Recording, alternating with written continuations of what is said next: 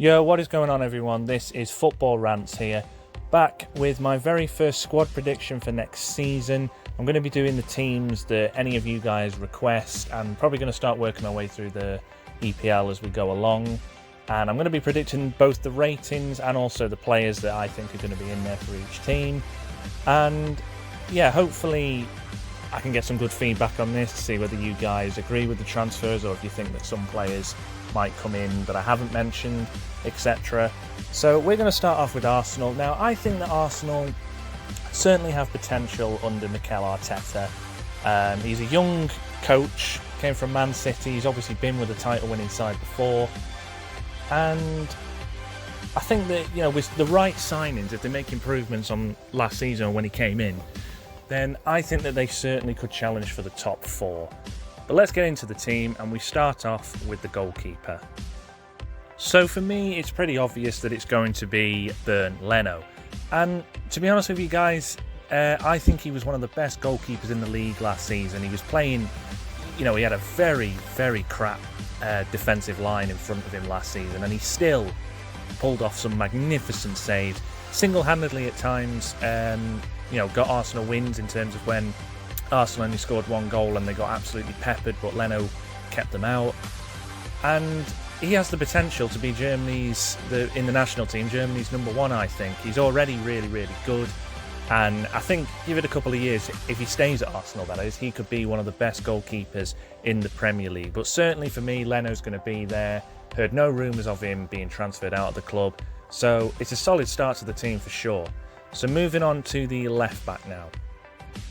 So I've gone with Kieran Tierney. Now, I know a lot of people are going to be looking at this and saying, where the hell is Kolasinac? But honestly, guys, I think Tierney will be starting next season because last season, Arsenal paid a lot of money for him. I think it was in and around the 25-30 million mark. Let me know down in the comments if that isn't correct. But, they paid good money for him, and he didn't really get much of a run in the team last season because he had injury problems, I think, from the very start of the season, which pushed him out, and so they had to use Kolasinac. Now, Kolasinac is a solid player, but Kieran Tierney, for me, has the potential to be one of the best fullbacks in the Premier League. He's quick, strong, can whip those crosses in, and, again, when you pay that sort of money for a player and he hasn't really had a good run in the team, then, you've got to give him a chance. So I think that he will be the starting left-back for Arsenal next season. I've stuck with his 76 rating, and, he has the potential to become a player like Andy Robertson, to be fair.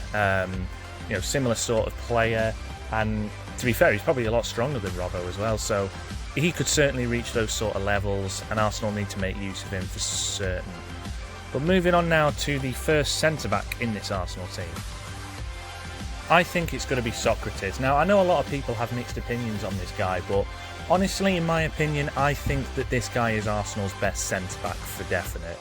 The guy is a leader on the pitch, and I think he should be the captain as well next season. I'm not sure whether he has taken over as captain or whatever. I don't follow Arsenal religiously. I know that Xhaka was the captain and then it got stripped and it was given to Aubameyang, I think it was. But this guy has the potential to be the captain for Arsenal, and he's a really good defender on his day as well. He's really big threat from corners. He'll get into the box and score goals. As I've said, he leads from the front. He's not afraid to get stuck in. And I think what didn't help him last season was the system that Unai Emery played, and also the fact that I thought what was in and around him wasn't very good either. So I think that he is Arsenal's best centre-back and will definitely be starting next season. So let's move on and find out who his centre-back partner will be. So, on the rumour mill, it's looking like Arsenal are going to be trying to sign Akanji from Borussia Dortmund. Now, it's only recently come out that they're planning to put in a bid of around £35-40 million, I think it is, for this guy. And I'll be completely honest, guys, I don't know a lot about him. I know that he's a solid enough defender because he was starting regularly for Borussia Dortmund last season. But as I've said, I don't really know a whole lot about him. He looks like an absolute beast from his card stats, and, let's be honest, if he's starting in the Borussia Dortmund team, then, he's got to be good, hasn't he? So if they manage to sign him, then that could be a really good centre-back partnership for Sokratis next season, because I think that was one thing he struggled with. David Luiz, just in my opinion, guys, David Luiz isn't that great of a defender.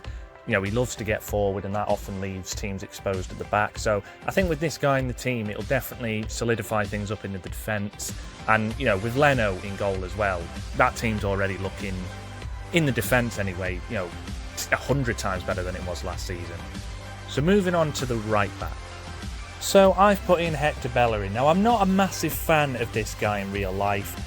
Much like with David Luiz, I think he's much better going forward than he is defending, and the problem I find with Bellerin as well, I've been hearing from a lot of Arsenal fans, is he can't seem to cross the ball, and that's what really lets him down. So, you know, the guy definitely has qualities there, especially when going forward. He definitely needs to improve on his defensive standard, but, you know, we've all seen, like when he first signed his professional contract for Arsenal, how good he was. So we know that the talent's there. So I think next season has to be the season where Bellerin showcases what he's really made of. Otherwise, you know, he might be shipped off and they'll get someone else in to replace him. But I've heard no rumours of Arsenal signing any other right backs. I don't see anyone else in the team replacing him. I think that, you know, they had a run-in with Maitland-Niles last season, but he's not really a right back for me. He's more of a central midfielder. So I think they'll definitely start with Bellerin next season. So moving on to the first CDM in this team.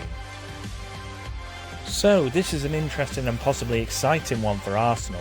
It's been on the rumour wheel for a while now. It's kind of died down a little bit in the last couple of weeks, but that's just the way speculation goes. And it's looking like that they're trying to put in a bid of around £50 million for Thomas Partey, the CDM from Atletico Madrid. Now, if they manage to sign this guy, I don't know why Atletico Madrid are trying to let this guy go. It could all just be rumour and speculation, of course, but I don't know why they're trying to let him go, because he is absolutely quality. If Arsenal manage to get this guy, then it could be signing of the season, because the guy is an absolute tank in real life. He defends really well. He can act as an extra centre-back when so required because he works so hard to get back. He also isn't afraid to get forward. And from what I've seen on YouTube as well, the guy can bloody finish as well when he wants to. So if they manage to get hold of this guy, then I think it could be one of the most defining transfers of next season, and it's really going to help Arsenal's cause. Because one thing I thought they struggled with last season was, you know, being a unit in midfield, and it's why they were so open to counter-attacks, etc. When they had, you know, teams with not so much greater quality, but they came with a lot of pace, and, you know, they just sat in, hit on the counter-attack, and because they didn't have any steel in the midfield, it was quite easy to do so. But with this guy in the team, it already kind of solves that problem, at least on that left-hand side, where I know they struggled last season. So, could be signing of the season. You've heard it first. Let's move on to the next CDM. So, I've put in Lucas Torreira. Now, I know some people will be asking, where's Granit Xhaka? Well, Xhaka has sort of been hyped up for so long by Arsenal, and last season with what happened where, you know, he threw away the captain's armband and, you know, had a bit of a tussle with the fans, like not literally, but, you know, he said some things that he shouldn't have done. I think that, you know, his time, he needs to be dropped to the bench to get that extra motivation to try and work his way back into the team. And Lucas Torreira, in just my opinion, has the potential to be one of the best central midfield players in the league. He works tirelessly hard, you know, up and down the pitch. He's box to box. And, you know, again, with that other CDM of Thomas Partey in the midfield, you know, if those two are working as hard as they do, then it could be one of the best midfield partnerships in the division. And I just think that Lucas Torreira technically is a better player than Xhaka as well.